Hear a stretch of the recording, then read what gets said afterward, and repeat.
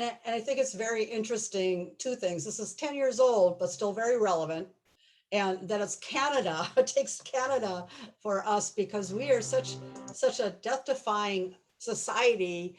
We don't want to talk about these things. It's just a really hard thing. So honoring choices became the advocate national or statewide, and then there are 10 honoring choices throughout the United States and others throughout each state. But we love this card in case of a sudden accident, event such as a car accident, serious illness. Who would you trust? That who is so important to make healthcare decisions on your behalf if you're not unable to do so. So we don't even jump right into the asking, do you have a healthcare directive? We want the conversation to start with the who, to go from there, because we find that the conversation matters. And this is one of the things that we really promoted from or continue to promote through honoring choices. This is, again, an older, but it actually is still very, very relevant. But this is what we have on our cards that we get out to people, that talking about it is most important. It's actually a gift with things that you can do at any given time. So very, very important for doing that for people so that we know where people stand. So again, most people, think it's important, but they don't do it. They don't discuss it with their healthcare professionals on it, that it becomes, they don't want to be a burden to their family. It's hard decisions for people that come on with it, and they're not always communicating what those wishes are. So, people say it's important to get it in writing, but we don't get it done, and we're just so death-defying, death-denying that becomes the big issue for people that are there for this. So the statistics on advanced care planning that from the Conversation Project, they're the ones that are looking nationally with this. And you can see the numbers are still pretty close. 92% still think it's important to talk about it. 53% would be relieved if their loved ones started the conversation, have someone else start it. It becomes the elephant in the room. Nobody wants to talk about it. So then, we have the, what do people do? Only 32% have their wishes in writing. So my question to you, anybody over 18 in this room, that's attending today, if we can do it ourselves, it's much easier to have that, to start the conversation, much more important than even that paperwork that's the endpoint of what we've done. So advanced care planning, there are many, many definitions of it because most people think about advanced care planning, advanced directives are just the same. Honoring choices is really watch to see what the definition is. It's the process that support adults at any age, any stage of health in understanding and sharing personal values, goals, beliefs, preferences regarding future medical care. The goal of advanced care planning is to help ensure that people receive the medical care that is consistent with their values, goals, and preferences, specifically during serious and chronic illness. I have done so much since COVID.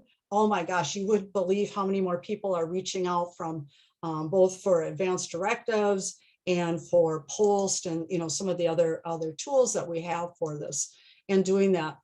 Pat Bomba is out of New York, and she works with their advanced care planning and really looks at it as a whole person. We always think physical and disease, but there's so much more to who we are, from spiritual, social, financial. And so it's definitely that support that we need to do as we're nearing end of life, but throughout the process. It always seems too early until it's too late, and I know we've talked about this in the past with my other presentations on advanced care planning, but these are the models that Honoring Choices still uses, going through it to the point of allowing natural death from healthy independent. Most people don't want to be in the intensive care unit near the end of life and have that where they're spending their time. This is something that a lot of us don't understand or haven't had a lot of feeling about, that how people are life trajectory, with where our health is. Most of us want to be in that upper left. We're going along and then something happens and we die, that we don't have to deal with end of life type things, the dying process, etc. But less than 10% of us have that fatal accident or the MI or things like that cause that unexpected death. The next one is what Medicare came up with for time frame of that 6 month based on a natural cause if it followed the natural course of cancer back in the 1980s. And we don't see much of that anymore. We see more of the rocky roads on the bottom too, with a lot with that decline, with someone's going along and they have something, but they never get quite back up to baseline, and trying to explain that to people. So when do we start conversations and have that? And then the next one is frailty. It used to be adult failure to thrive in the world of hospice, et cetera, which everybody goes through failing, that we decline over time.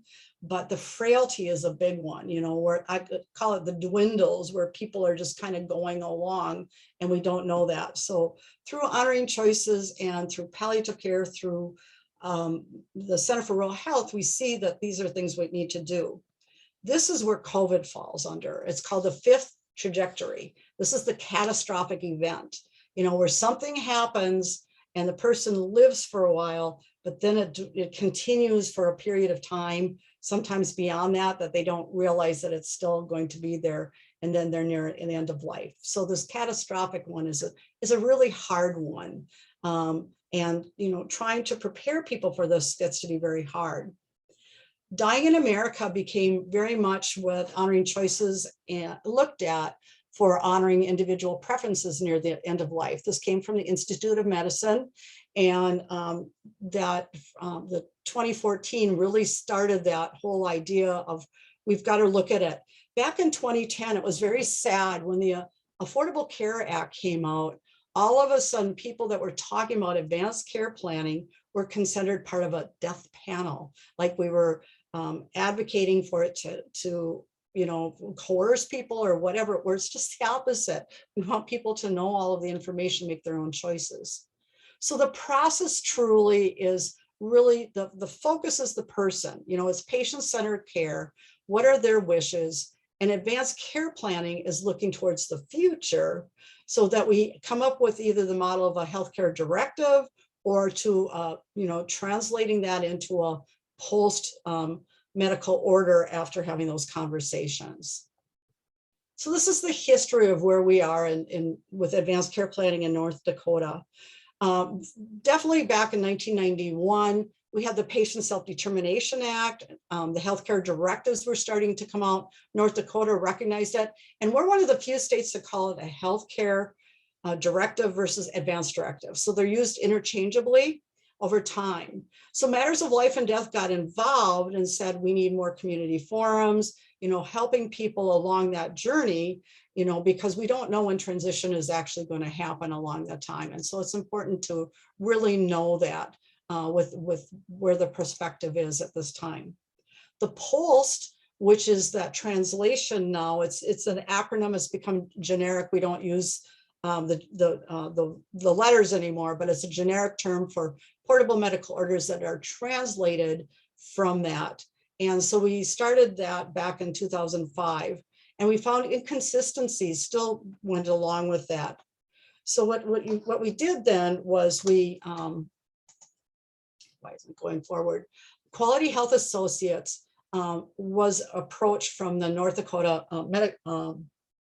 Medical Association. And we recognized that we needed to do more with this. So the request came from them to, let's do something with our advanced medical directive, and what are we going to do with it? So from there, then we became an initiative called Honoring Choices North Dakota. We have a steering committee. We now do have a board. We are considered a nonprofit, but we're still working with IRS to get charitable status from that. But we did some really good conferences to build that. We actually had our first grant through the Community Innovation Grant to get ACP facilitators throughout the state. We worked with the Bush Foundation with that one. And so we had first steps of ACP facilitators done. We started having planned annually. We use the POST moving forward statewide. So more and more activity with that. We definitely wanted to have more affiliation with more organizations And so we worked with the Center for Rural Health as one of our in-kind along with Quality Health Associates of North Dakota. So those are our two foundation places right now.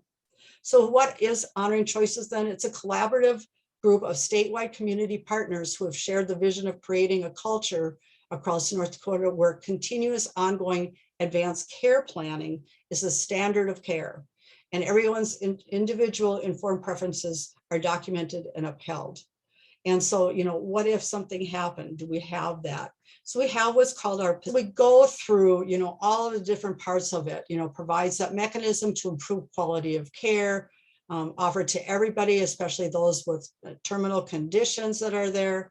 All North Dakotans should be provided the opportunity to specify the type of care that they want, which doesn't always happen. The role of the substitute or healthcare agent needs to be promoted, and discussions are recommended as they promote understanding of risk, benefits of treatment options, and informed consent. So it needs to go between, not just so many people go to like an attorney, they go to get their financial wills done, and they often will get their healthcare directives done at the same time. But there's not always the healthcare discussion that goes along with it, and that conversation is attending today to really consider being, you know, part of us.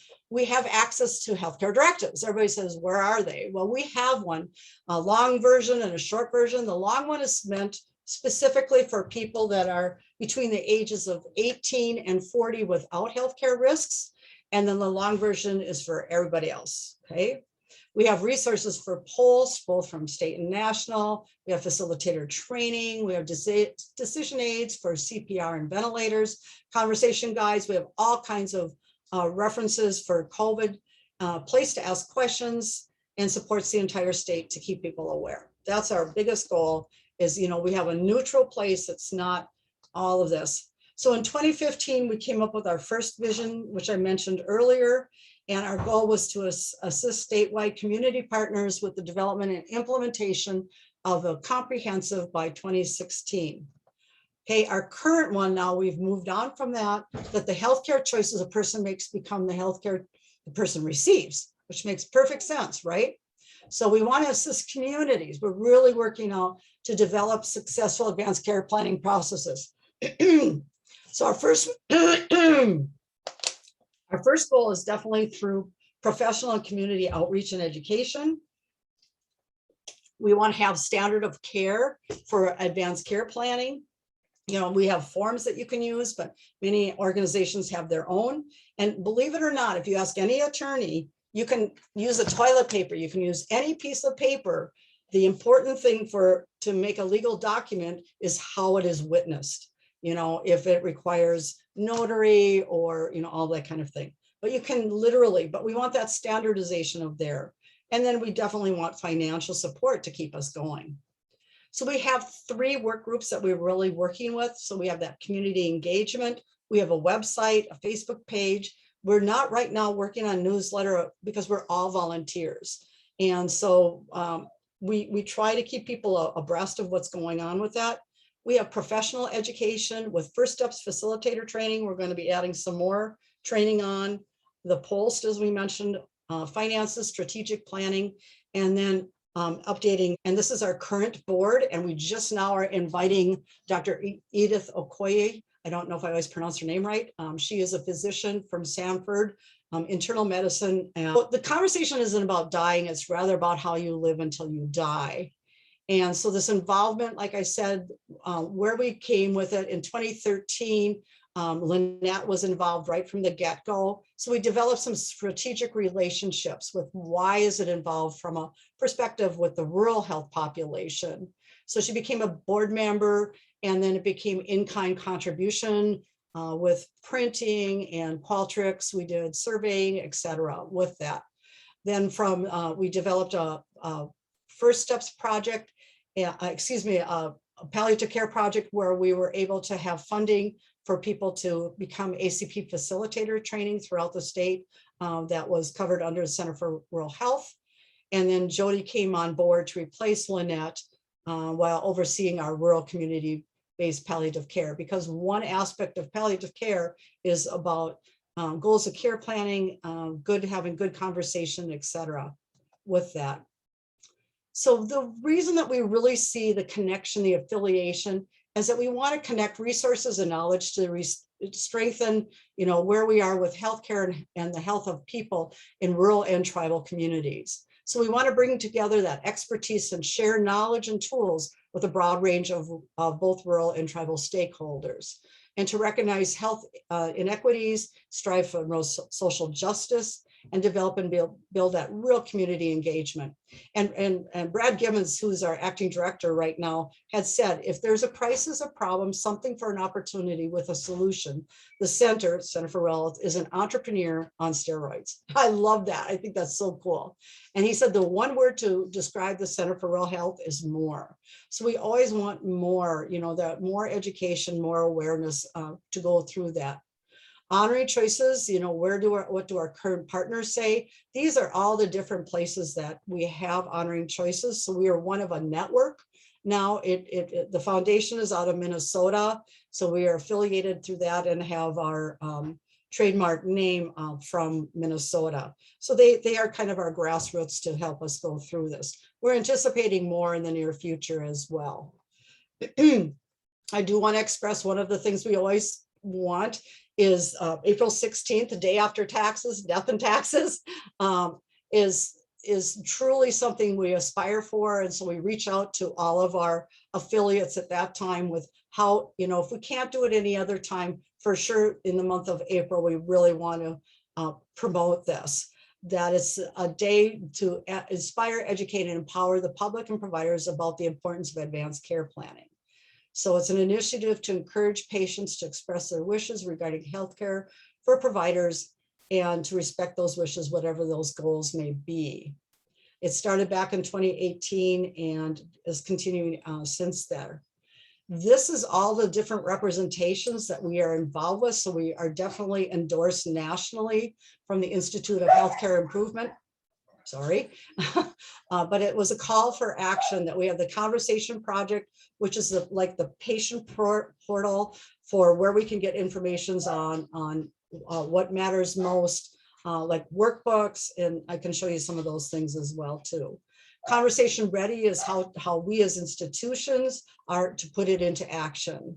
We have from the American Medical Association, Measuring Quality from here, other ones that we need to know, CAPC, CTAC, all of these different ones that work together for improving advanced care planning. The Hospice and Palliative Nurses Association, American Nurses Association, says a call to action, which includes advanced care planning conversations since 2017. So again, we've been promoting this as well. From a social worker perspective, the opportunities in advanced directives and healthcare decision-making. And so that we really want to improve that for palliative and nearing end of life. The chaplain's roles are there too, studies for crucial advanced care planning and medical practice, using chaplains to facilitate advanced care planning. And beyond care, the chaplain's role in helping to navigate the end of life maze. And I love that word, it's truly is hard. So for just this part of the presentation, we're going to have a lot of conversation about how do we make this work and how do we work together and affiliate and advanced care planning, because there are issues that come up all the time.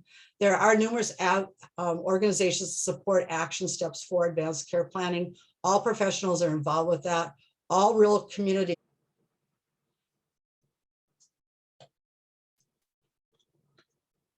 I'll start when we were children.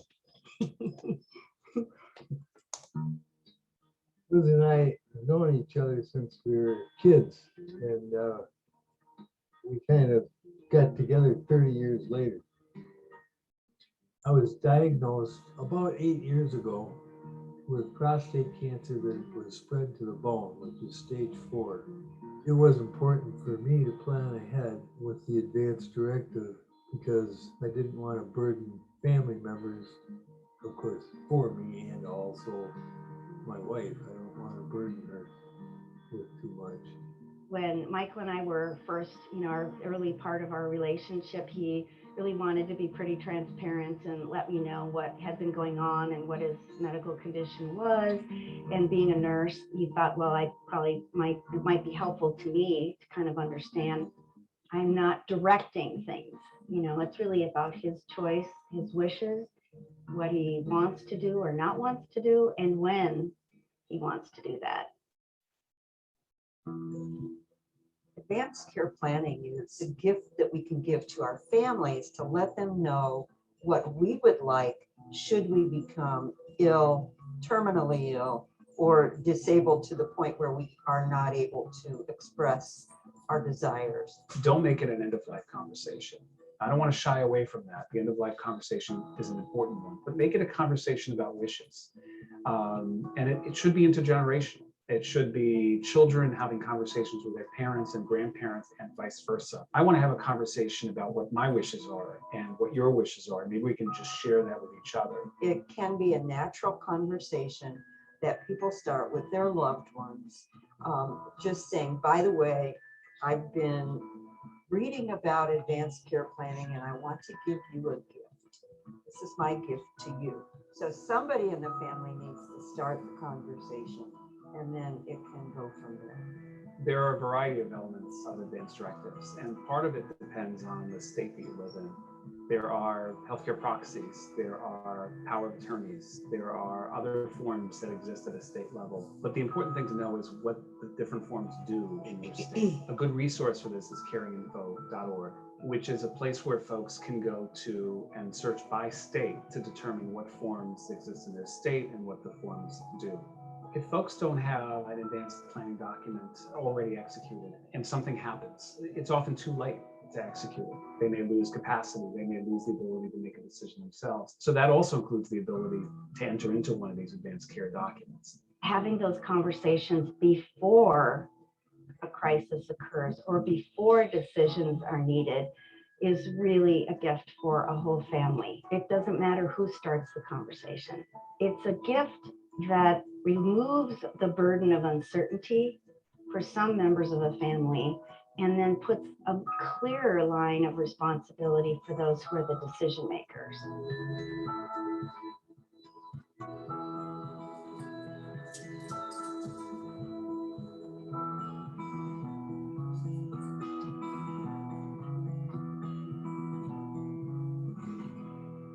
On our vision, goal, and objectives, you can learn more. So there's more here that's available. All the other sites are here. You can contact us. You can meet our board from this perspective. Our resources are here. Under our resources, we have our own brochure about honoring choices that you can print right away for people to get to know what it's about, because people think it's all about just end of life, but the earlier you do it, the easier it becomes. One of my bucket lists that I've been with from honoring choices is to get it into high schools, right along with financial wills, et cetera, with that. It would be just so much easier than do that. We have a flyer with what we do from Palliative perspective. Have you had the conversation stickers that we have? If you've had the conversation, they have the serious illness conversation guide and the starter kits. And I really like the starter kits. And these come from the Conversation Project. They have things like how to start a conversation with somebody right off the bat, choosing a healthcare proxy. Here are the different guides. They have the conversation guide, just the general one. What I really like, it's a fillable form, and then they can print it or download it and send it to somebody else. But I really like that they have a Likert scale. As a patient, I'd like to know only the basics, all of the details. When there's medical decisions, I would like some or all. What are your concerns if I'm diagnosed with a serious illness, etc. So I really, really like, I'm not going to spend too much time on that one, but this is, again, the gift that's really nice with that one. How to choose a healthcare proxy. So many people, when I have these conversations under Honoring Choices North Dakota or my palliative care or any of my roles, I find that they feel that it has to be their husband. And I mean, by century code, if you don't tell somebody, it will go through that, or their oldest child, or they think there are all these rules. But this book is really nice because it goes through how to choose this person. Think about it, pick the person, talk about, because so many people don't want to be with it. I was taking care of a person in the intensive care unit, and a person that was going to recover, et cetera. But in the meantime, we have to talk to somebody. So we went to next of kin right away. Nobody looked to see the healthcare directive that said, if you're incapacitated, I want you to talk to my sister, okay, instead of the son out in California. Well, it turned out after, so oh my gosh, what did we do? Because the healthcare directive should take precedence over just what we've listed as next of kin or in case of emergency, right? Because this is the person in that incapacitated time. And so we called the sister, and the sister said, number one, she didn't know about it. Number two, she wasn't going to do it. Now what do we do? I mean, we're already stuck with this, so some of the laws that got into effect with that, how to choose that person, because that person should be able to tolerate coming into a hard situation.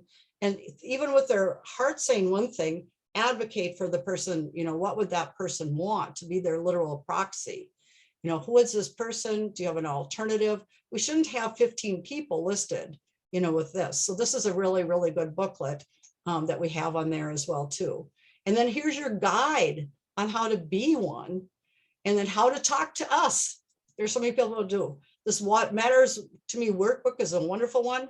Here's a section on for Alzheimer's and dementia, and here's one for children. So they have all kinds of fantastic literature available from that side alone. We have National Healthcare Days. Here's about our task force. We do go back and forth between Honoring Choices and Center for Rural Health at Rural. And one of the things we're really trying to do is to reach out and make people aware that this is available for people, that we have COVID resources. Under the healthcare directives, we have actually a remote online notarization you can do here. Here are our 2 forms that we have. So this is our short form, and it's only 1 page and then signatures on the second. Here's the diagram, how to fill out. Again, wonderful for younger people that just need the who, maybe a little bit of the what, but anything by default in our state means we do everything. And so many people don't know that until we have the conversation and have something in writing somewhere that does that. The long form is very nice too. Again, we are in the process of getting it a fillable form, and then you can print it because you definitely have to have requirements under state law. And we're adding Montana on here too, for what the laws are for the person signing the document. That's the only thing that makes, like I said, any piece of paper can do. But who is their primary thing? Who's your, what do you want them to do as your power? How much do you want them to do, make decisions, etc. What are your instructions that you want regarding CPR? And it's either you attempt or do not attempt, type thing, based on these type of things. So a lot of people think that, like code 1, 2, 3, etc. But by ACLS standard, it's either attempt or allow natural death. So we need to do that. We go through and POST, we do a lot of education on POST if you need more information about that. And then treatment to prolong my life, some of the decisions that are there. What about organ donation? Autopsy, and a lot of people don't know that by law, if the medical decides it would be covered, but if the person opts for it and it's not a required thing, they'd have to pay for it. So we have to have a lot of conversation about that initial here. This is the page I like, and I wish this would be our first page, but this is still what the people have set up for, things to, what are those kind of conversation things that we want to talk about, with religion, etc., being part of it. Then here's the legal authority component of it, your point, and then acceptance. In our state, we want the person to accept that, yes, I want them to be, I'm agreeable to be that person's healthcare agent. And again, the laws of the state are there too. Then next steps. A lot of people say, what do you do next once you do this? Tell people about it. Let them know. Give copies to everybody involved, including every child, grandparent, parent, anything. Talk to the rest of your family, give them copies about it. Some people put them on jump drives. There's actually a My Directive app you can do now.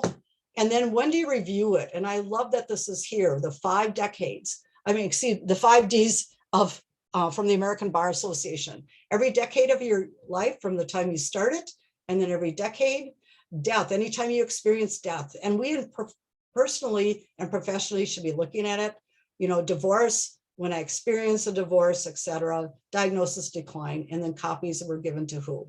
So I don't want to do a lot more talking, but I just wanted to show you those. We will have a wallet card available on the site very shortly. We were just in the point of updating that and stuff, so that's there as well too. So those are all those components of it. Everything related to POST is here, and advanced upcoming advanced care planning events that are there. Back on the home page, you can jump from one to the other. So here's things about POST, and then the healthcare directives and why they're the same difference, COVID, and then other resources that are available. We actually had a proclamation from the state for April 16, and we try to do that every year with people.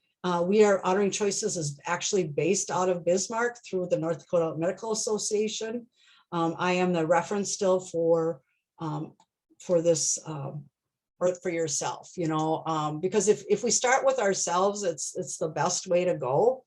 And Honoring Choices is a great resource, for getting people going and being able to see moving forward from that perspective. Here, I'm going to do some cases since I'm not getting a lot of information from people right away. It's kind of nice to do some things. I got a call from a person from New York. People reach out to us, and she had a family member that lived in rural North Dakota and wanted to know about both the healthcare directive and the POST. She actually wanted to know about both of those because she is quite familiar with them from there and what are we doing here. And so I sent her first to our website, and she said that her family member had a New York healthcare directive and wanted to know, does it cross state lines? And again, we recommend, that those forms get on there, because the only requirement is that it meets whatever the signature component of it is. Most people then, because we have people use forms like 5 Wishes that actually does travel with people. Some people, like I said, use the My Directive and some of the other national ones to be able to do that. So to problem solve with her in her issue was being able to know if our form would be valid from state to state. And we have that problem right now. I had somebody from Williston, a nurse, call me and said that she wanted to fill out our North Dakota form with somebody from Montana, because they, just like we have I'm from Grand Forks, and we have people from Minnesota coming over, which forms. And so the validity of the form requires that part of the document. And so Honoring Choices spends a lot of time going over those components of it. So our biggest thing is getting the information out, the whole conversations, communication conversations to break the ice. And then we use a lot of icebreakers like I've presented in some of the other sessions that came up just recently too, that I have had, was, can we use a video? And in our state, it is not acceptable for using. So under here we have, so it goes through the statement of purpose, the definition, and we use the word agent, capacity, attending physician, and then healthcare decision, the healthcare directive, healthcare instructions, and it goes through each of these different things, or who cannot act as the agent, what are the requirements and execution. So we spent a lot of time taking that burden off of you, that you don't have to do this every time to be able to do that, how to revocate. So we are the resource for you to be able to follow the presentation where I showed you the cards. We're trying to get away from when people enter into any facility asking the question, do you have a healthcare directive, to more, if something were to happen, do we have somebody who would, planting it more as a seed question for the who and the what. In the state of Minnesota, on their driver's license, not only do they have about if they're organ donation, but they also have, if they have a healthcare directive, which I thought, wow, that's really, get it earlier than later. I think that's a great idea. So, so thank you, Tara, for sharing. And I'll just read that, that given good information, advanced care planning when you worked in a hospital, nursing home, actually, we really promote it even more. When you do family conferencing and goals of care planning, pull up their healthcare directive and see if it still matches. If they have a pulse form, pull that up and make sure that it's still a match there too. And I know a lot of times that they rely on social workers, sometimes chaplains or the nurses that are there. Yeah, perfect. Thank you very much. Those are really, really great examples of ways that we can move forward with those kind of things as well too. So, Stephanie, yeah, go ahead, Yeah. Stephanie. Like I said, I'm really new in my role, not necessarily new to Sanford or medicine, but we have a couple of one nurse and one community health worker that have been trained in the advanced care planning. So we, I know we keep on talking about pushing those and figuring out how to get more people to do it. So that's kind of an ongoing project of, making both attempts with hospital patients and throughout the clinic when we see people. Excellent, excellent. And that's good that you have the skilled facilitators. That's one of the things that Honoring Choices does, is that we're trying to keep, and I might actually be reaching out to people to see where they are. One of our goals is we're working with Honoring Choices Minnesota to do an Honoring Choices network where someone can have like a hotline, call in and know which state to go to, which level of facility, where they're located, do it yet, have an advocate kind of all the time available for people. Has anybody had any difficulty, some of the resistance that comes for people? Before I started my inpatient nurse manager job, I worked in ambulatory care for an internal medicine doctor. And that was kind of one of the check marks is through our rooming process to ask about it.